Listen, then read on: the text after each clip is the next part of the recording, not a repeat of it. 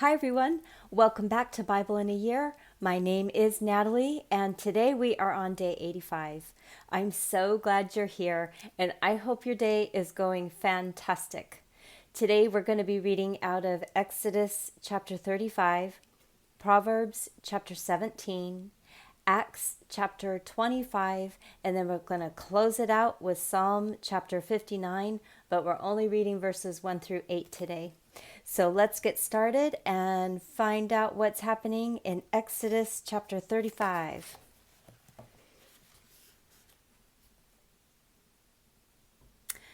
Moses assembled all the congregation of the children of Israel and said to them, "These are the words which Yahweh has commanded, that you should do them.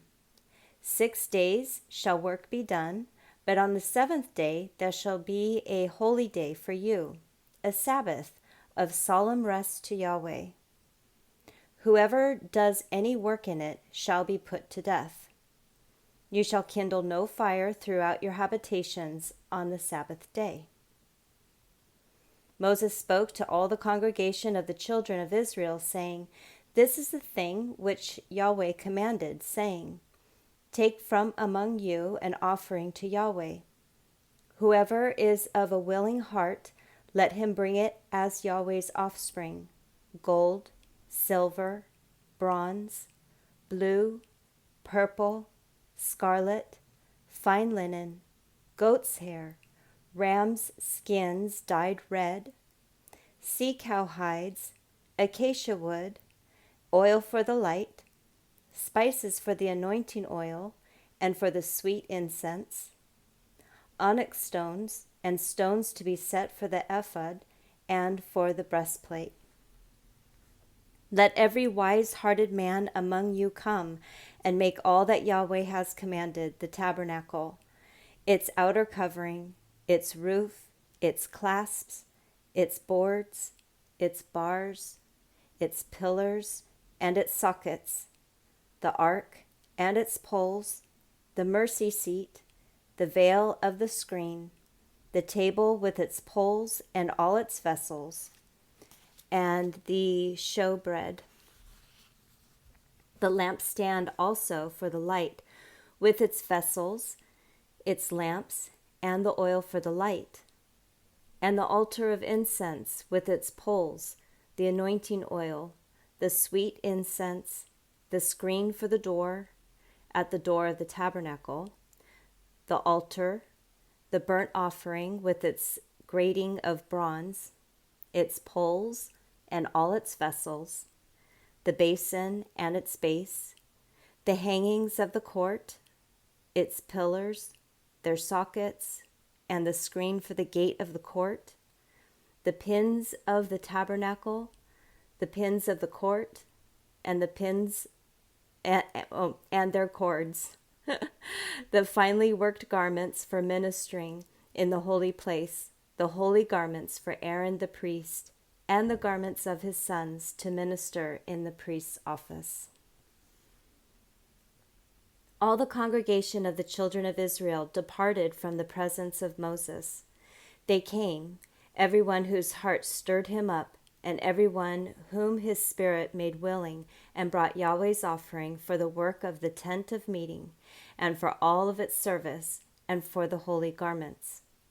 They came, both men and women, as many as were willing-hearted, and brought brooches, earrings, signet rings, and armlets, all jewels of gold, even every man who offered an offering of gold to Yahweh. Everyone with whom was found blue, purple, scarlet, fine linen, goat's hair, ram skins dyed red, and sea cow hides brought them. Everyone who offered an offering of silver and bronze brought Yahweh's offering, and everyone with whom was found acacia wood for any work of the service brought it. All the women who were wise-hearted spun with their hands, and brought that which they had spun, the blue, the purple, the scarlet, and the fine linen. All the women whose heart stirred them up in wisdom, spun the goat's hair. The rulers brought the onyx stones and the stones to be set for the ephod and for the breastplate, with the spice and the oil for the light, for the anointing oil, and for the sweet incense. The children of Israel brought a free will offering to Yahweh, every man and woman whose heart made them willing to bring for all the work, which Yahweh had commanded to be made by Moses. Moses said to the children of Israel, "Behold, Yahweh has called by name Bezalel, the son of Uri, the son of Hur, of the tribe of Judah.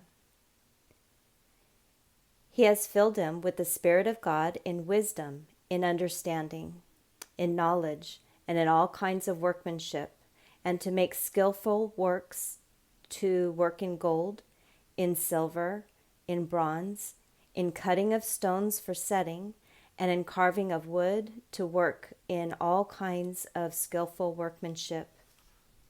He has put in his heart that he may teach, both he and Aholiab, the son of Ahisamach, of the tribe of Dan.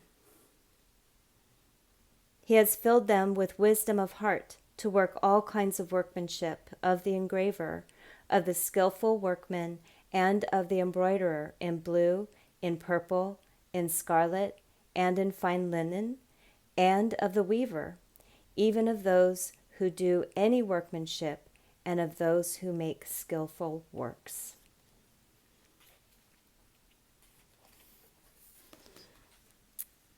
All right, moving into Proverbs chapter 17. The whole thing just sounds so beautiful. Oh my goodness. And everybody pulling together with all of their gifts and who they are in life. They all work together for one amazing, beautiful piece. All right, Proverbs chapter 17. Better is a dry morsel with quietness than a house full of feasting with strife. A servant who deals wisely will rule over a son who causes shame, and shall have a part in the inheritance among the brothers. The refining pot is for silver, and the furnace for gold, but Yahweh tests the hearts. An evildoer heeds wicked lips. A liar gives ear to a mischievous tongue. Whoever mocks the poor reproaches his maker. He who is glad at calamity shall not be unpunished. Children's children are the crown of old men. The glory of children is their parents. Excellent speech isn't fitting for a fool. Much less do lying lips fit a prince. A bribe is a precious stone in the eyes of him who gives it. Wherever he turns, he prospers. He who covers an offense promotes love, but he who repeats a matter separates best friends. A rebuke enters deeper into one who has understanding than 100 lashes into a fool. An evil man seeks only rebellion. Therefore a cruel messenger shall be sent against him. Let a bear robbed of her cubs meet a man, rather than a fool in his folly. Whoever rewards evil for good, evil shall not depart from his house. The beginning of strife is like breaching a dam. Therefore, stop contention before quarreling breaks out. He who justifies the wicked and he who condemns the righteous, both of them alike are an abomination to Yahweh. Why is there money in the hand of a fool to buy wisdom, since he has no understanding? A friend loves at all times, and a brother is born for adversity. A man void of understanding strikes hands and becomes collateral in the presence of his neighbors. He who loves disobedience loves strife. One who builds a high gate seeks destruction. One who has a perverse heart doesn't find prosperity, and one who has a deceitful tongue falls into trouble. He who becomes the father of a fool grieves. The father of a fool has no joy. A cheerful heart makes good medicine, but a crushed spirit dries up the bones. A wicked man receives a bride in secret. A wicked man receives a bribe in secret to pervert the ways of justice. Wisdom is before the face of one who has understanding, but the eyes of a fool wander to the ends of the earth. A foolish son brings grief to his father, and bitterness to her who bore him. Also, to punish the righteous is not good, nor to flog officials for their integrity. He who spares his words has knowledge. He who is even-tempered is a man of understanding. Even a fool, when he keeps silent, is counted wise. When he shuts his lips, he is thought to be discerning.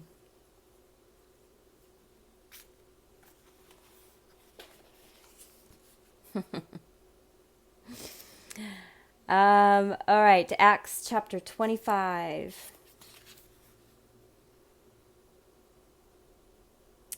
All right, Festus, therefore, having come into the province after 3 days, went up to Jerusalem from Caesarea.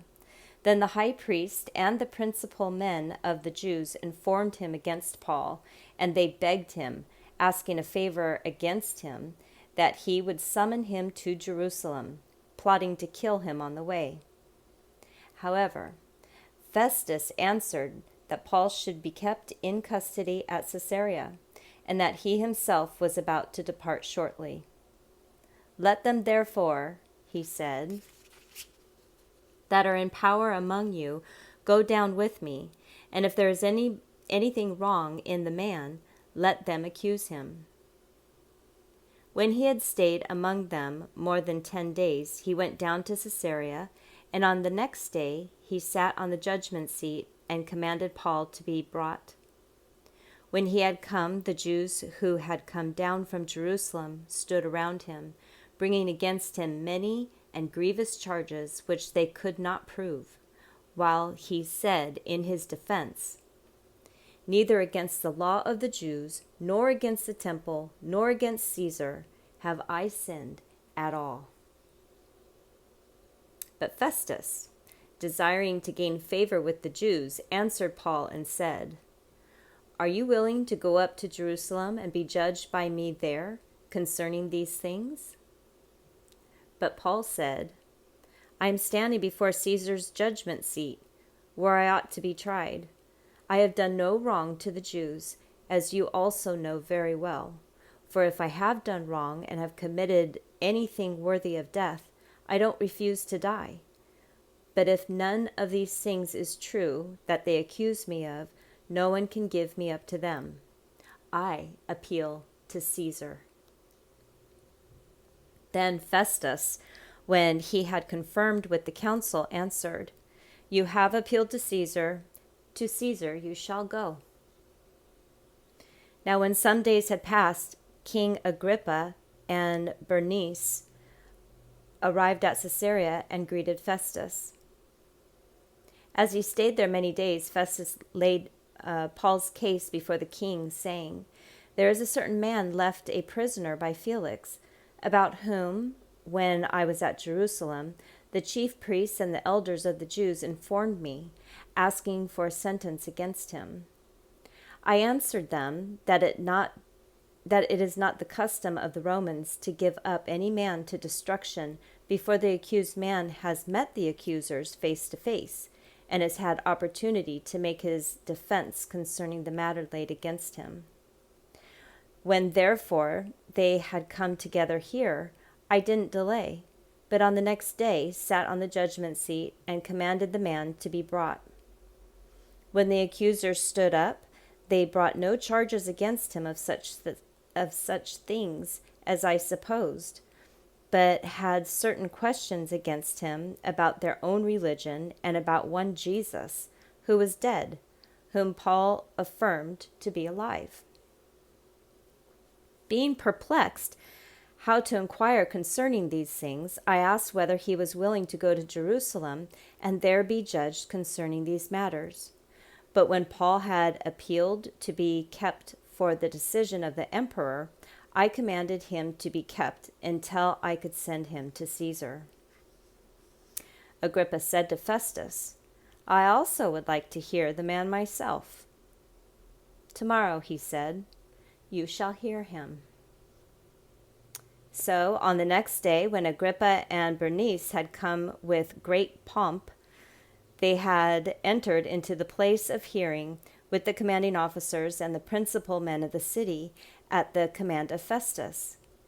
Paul was brought in, and Festus said, King Agrippa, and all men who are here present with us, you see this man about whom all the multitude of the Jews petitioned me, both at Jerusalem and here, crying that he ought not live any longer. But when I found that he had committed nothing worthy of death, and as he himself appealed to the emperor, I determined to send him, of whom I have no certain thing to write to my lord. Therefore, I have brought him out before you, and especially before you, King Agrippa, that after examination I may have something to write. For it seems to me unreasonable in sending a prisoner not to also specify the charges against him. That's a very good point. All right, Psalm chapter 59. Here we are, 59, 1 through 8. This is for the chief musician, to the tune of Do Not Destroy, a poem by David, when Saul sent, and they watched the house to kill him. Deliver me from my enemies, my God. Set me on high from those who rise up against me. Deliver me from the workers of iniquity, and save me from the bloodthirsty men. For behold, they lie in wait for my soul. The mighty gather themselves together against me, not for my disobedience, nor for my sin, Yahweh. I have done no wrong, yet they are ready to attack me. Rise up, behold, and help me. You, Yahweh, God of armies, the God of Israel, rouse yourself to punish the nations. Show no mercy to the wicked traitors. They return at the evening, howling like dogs, and prowl around the city. Behold, they spew with their mouth. Swords are in their lips, for they say, Who hears us? But you, Yahweh, laugh at them. You scoff at all the nations. And we'll finish that tomorrow. Wow. Yeah, God is in complete control. He can see the iniquities, and he can see those that are trying. He can see the evil. He can see the good. It's all his. He knows what's going on, and we don't have to be afraid. But if we could just reach out to him and stay in relationship. And when I say that, the imagery that I have in my head is, for example, a child who is in an environment of uncertainty. The child will always reach up for the adult's hand, whether it's grandma or grandpa, sister, brother, mom or dad. The child anchors themselves. the child tethers themselves to security, to the adult that has a better idea of what is going on in the environment. That's how our relationship is with God. We tether our hearts to Him because He has a better idea of what is going on in our environment. And while we might not ever understand or have any answers, He does. But we need to hold on to Him, and He'll help us through. Thank you so much for joining me today. I hope you have the most fantastic day today, and we will see you tomorrow for day 86. Bye.